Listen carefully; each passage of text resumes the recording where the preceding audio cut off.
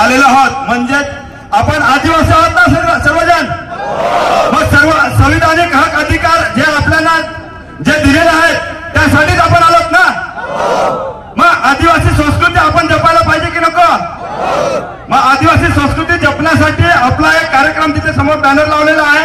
26 पुढची तारीख आहे त्या तारखेला आपला इथे विक्रमगड मध्ये कार्यक्रम होत आहे आणि ती संस्कृती जपली पाहिजे। मी जास्त बोलणार नाही तर त्या तारखेला सुद्धा तुम्ही कार्यक्रमासाठी सुद्धा यायचं आहे। आणि एक विशेष गोष्ट बोलेन का ज्या व्यक्तीने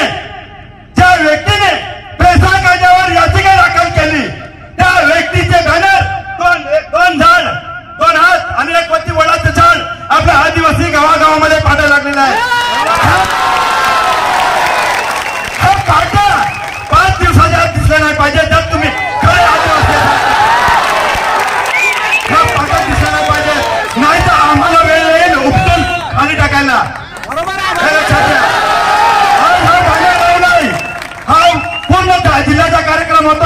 तालुक्यावर फिरत येतो आम्ही। तलासरी तालुक्यात आपला वीर शहीद जेठा गांगड कॉम्रेड वीर शहीद जेठा गांगडचा इतिहास घासून आणला आणि तो कागदावर लिहिला। त्याच्यानंतर आज विक्रमगड तालुक्यामध्ये आहे हा शिरोमणी तालुक्यारी बेंडर इंजर्ड ह्यांचा इतिहास लिहित आहोत। आणि जो संयुक्त महाराष्ट्राचा लढा लढला कॉम्रेड मंगला कागडे भोगाडे त्याचा इतिहास लिहित आहोत आणि तो आम्ही कागदावर उतरवत आहोत। इतिहास घडवतो, इतिहास लिहितो। वेळ नाही आली पाहिजे, तुमचा इतिहास ब्लॅकलिस्ट मध्ये आम्हाला लिहायला लागेल।